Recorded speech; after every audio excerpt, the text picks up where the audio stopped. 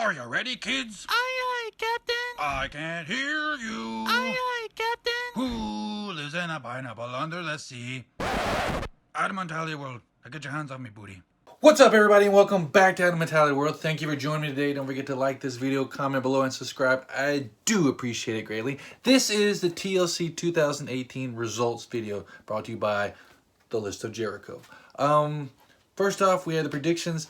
I'm going to go ahead and just do the predictions winner immediately at the beginning because I usually do it at the end, but I want to give this guy the shout out, this person. And the winner with 8 points, beating out the other person by 1 point, is Clutzy B. Congratulations to you. Thank you both, Clutzy B and Josh Lane, for competing and doing predictions. I don't know what happened to everybody, but those are the two people that competed for this pay-per-view. So we're going to get into the matches, talk about what happened, and my thoughts on the actual matches. So match number 1 was for, you can't see it up there, but you can barely see it, the Cruiserweight Championship. Buddy Murphy, a.k.a. Mr. Alexa Bliss, versus Cedric Alexander. I saw the tail end of this because I was busy doing cleanup adult work today. So I got to see the very end of it. At the end, Buddy Murphy won. Once again, I said, reason why I didn't go back and watch it is because it's the Cruiserweight Championship, and now I don't really care. Which stinks because there was a time when the Cruiserweight Championship meant something. It never meant a whole lot, but it did mean something at some point in time, and that was, of course, when Enzo had it. Match number 2, this was the Elias versus Bobby Lashley with the help of Lio Rush, and it was a guitar on a ladder match. It was all right. It wasn't a great match. They're definitely gonna keep this feud going on for a little while, maybe even until WrestleMania. I don't know. But Elias won because he got to the top of the ladder and got the guitar off, and then he was gonna use the guitar and hit Bobby Lashley, but of course Lio Rush jumps on his back like a little crazy demon, jumps on his back, and then he gets distracted. Then Bobby Lashley beats him up, hits him with the guitar. So even though Elias won, he didn't walk away standing tall. So they're going to keep this match going, this feud going on for a little while. Match number 3, this was the Mixed Match Challenge. We had the Fabulous Truth versus Mahalisha, which is, of course, R-Truth and Carmella versus Alicia Fox and Jinder Mahal. This is an alright match, nothing too crazy.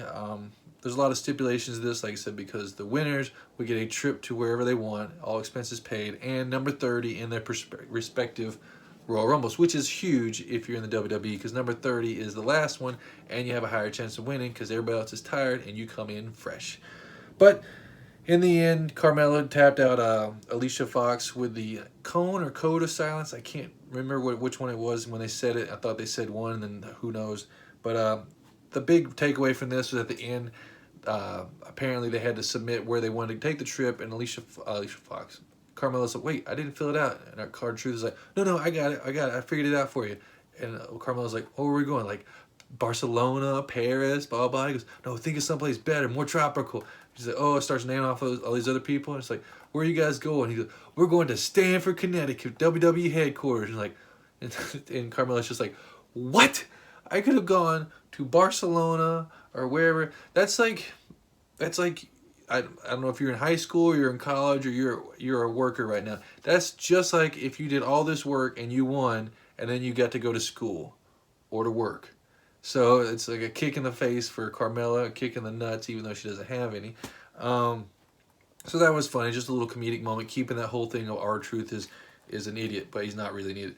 Side note, I don't know what R-Truth does, what he eats, and how much he works out, but that dude is like 50-something. He's in better shape than over half the roster, for sure. Like, so you compare him to anybody else. Like I said, you get the Revival or a bunch of other people. He's got abs that just go on for days, so thumbs up to you, R-Truth, for keeping in shape. I don't know how you do it, but you do it.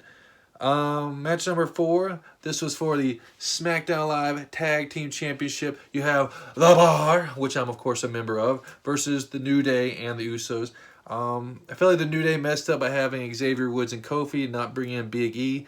You need to always have Big E, no matter what's going on. You have Big E and you have Kofi, or you have Big E and you have Xavier. I would probably lean towards Big E and Kofi. No offense to Xavier. But in the end, Sheamus got the bro kick, pinned Xavier. 1, 2, 3. And still your SmackDown Live Tag Team Champions, The Bar. The Bar! So I'm excited about that. I mean, I love the New Day, but I really love The Bar too, especially since I met them when they were super cool. So hats off to them. I said that was a good match. It could have been better. I couldn't remember what they were, if there was any kind of stipulation. So it was just basically just keep tagging. There's only 2 people in the ring at one time. There wasn't 3. So you see a lot of people sneakily tagging other people. I wish they would have done something. I don't know, maybe like a tornado elimination table match would have been cool. Like, you put it to the table, they're gone. And then you just get down where you got like Xavier versus both the Usos or something. That'd have been cool. And but this one was I said this was going to steal the show, but it was good, but it could have been a lot better if it had a stipulation. Like I said, tornado elimination table match, however you say that. That would have made it really good. Match number 5, this was the Braun Strowman versus Baron Corbin. I wasn't sure if he was going to show back up or not, and of course he finally did show up after Heath Slater started doing the 10 counts. Like 1, 2, and he got up to like 7 or 8. I said, Braun, and then he comes out and he's got his arm wrapped up, and he comes down to the ring. He's like, "This is what do you say? This is a TLC match, so technically I can't get disqualified, so I can get some help from a friend. So you get these hands." And so he, Baron Corbin's just like, yeah, whatever. And then he starts to go out, and you see Apollo Crews. He's got a chair. Then I think you see Bobby Roode and Chad Gable. They have a chair. You see Finn Balor. And then they all just basically just beat up Baron Corbin. And then he tries to leave, and then Kurt Angle comes out. He beats him up. I think gives him an angle slam. Then Braun Strowman just comes over, puts this big giant size 16-foot or whatever it is on top of Baron Corbin's chest. 1, 2, 3. Baron Corbin is no longer your general manager of Raw, and Braun Strowman now has a rematch against Brock Lesnar for the Universal Championship at the Royal Rumble. Who knows if he's going to win? I said this will be his 3rd shot at it. He's probably not going to win. It's probably still going to be Brock versus Seth Rollins at WrestleMania. But it was alright. It was a gimmick match. Match number 6 was Natalya versus Ruby Riot. This was the table match. What's her name? Natalya had to put Liv Morgan through a table. She got thrown through the table when she got booted into it. And then she threw Sarah Logan, I believe that's her name. She threw her through the table. And then it was just her versus Ruby Riot. And then she pulled out a table that actually had Ruby Riot, because as you know, she had that table that had Natalya's dad on it. So just kind of like, I'm going to get back at you. What's her name? Ruby Riot tries to Hurricane Rana Natalya into the table from the turnbuckle, but Natalya's like, nope, I got you. And then, boom, slams her into the table, pins her. Earlier, she put on the jacket that was supposed to be her dad, and she started looking up, and she got all teary-eyed. I could see that. I got teary-eyed myself just looking at it. Yeah, it's always sad when the loved one dies. But Natalya won. Match number 7, this was Drew versus Finn. Drew is basically beating up Finn, and then Dolph Ziggler comes out, interferes, distracts Drew McIntyre. I don't know if he hit him. I think he did something to distract him, and then Finn kicked him into the corner, and I believe they gave him the coup de grace, so Finn won. And then later on in the pay-per-view, you see Finn's back there, and Dolph's like, hey, you're welcome. And Finn says, what are you talking about? I was beating him, which is kind of because we all know Finn was losing, so I don't understand what's going on with that. So now they're going to have Dolph versus Finn, because Dolph beat up Finn a little bit. Match number 8 was Ray versus Orton in a chair match. Ray did a really cool, I don't know, like a boogie board slide from the ring on outside onto Randy. I thought that was cool.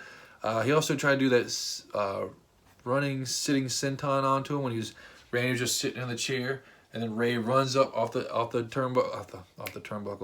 ring, tries to jump on him, lands on his butt. Ow! I said, just stand right here and just drop on your butt. Okay, as much as that hurts, now run and drop on your butt. Now do the same thing, run, stop, drop on your butt, but drop like 4 feet and land on a metal chair. Oh God, that would not make my spine feel good. So, good job for Ray for doing that.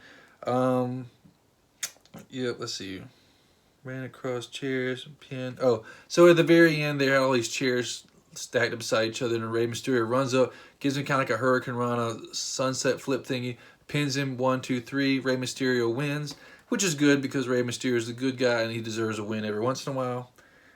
Match number 9 was Nia versus Ronda. Ronda was, of course, being really fast at the beginning, and Nia couldn't catch her, and then finally Nia slams her. Then it started getting towards Nia's side. Nothing really great right here. Let's see. But in the end, Ronda, of course, taps out Nia at the armbar real quick. Like, they need to make it where she's in the submission for a little bit longer. Like, she just, as soon as she puts that on, people just tap. And it kind of takes away from it, in my opinion. Match number... But after that, you see Nia backstage. She's like holding her face, and you see Becky come up to her. And she's like, kind of, what'd she say? She's like, "You remember what you did to my face?" And she like starts beating her up. She's like, what did she say? Keep my name. What's it? Keep my name out of your mouth, which I thought was funny. I guarantee you they're gonna have a WWE shirt about that soon, saying "Keep my name out of your mouth" by Becky Lynch. Match number 10 was Daniel Bryan versus AJ Styles for the WWE Championship. This is a long match. I mean, it was a good match, but it kept going and going and going. And finally, AJ Styles looked like he was going to roll him up. Then Daniel Bryan reversed it, and he pinned him 1, 2, 3. So Daniel Bryan's still your WWE champion. I don't know what they're going to do with AJ Styles now because Daniel Bryan beat him clean. Match number 11. This was the snooze fest of the night. Dean Ambrose versus Seth Rollins for the Intercontinental Championship. Seth is amazing. Dean, I don't really care about him, to be honest with you, so it took away. People were actually going, this is boring. But a huge thing was the fact that right before they had the Bryan and AJ Styles match, which was long, and then they had Seth Rollins and Dean Ambrose, which was long. So they really should have put, like, I don't know, like the R-Truth and Carmella match in between there or something, because it was just like, oh God, how long is this match? But Dean Ambrose ended up winning because he got him with the dirty deeds. The commentators kept talking about Renee and Dean, which they don't really need to.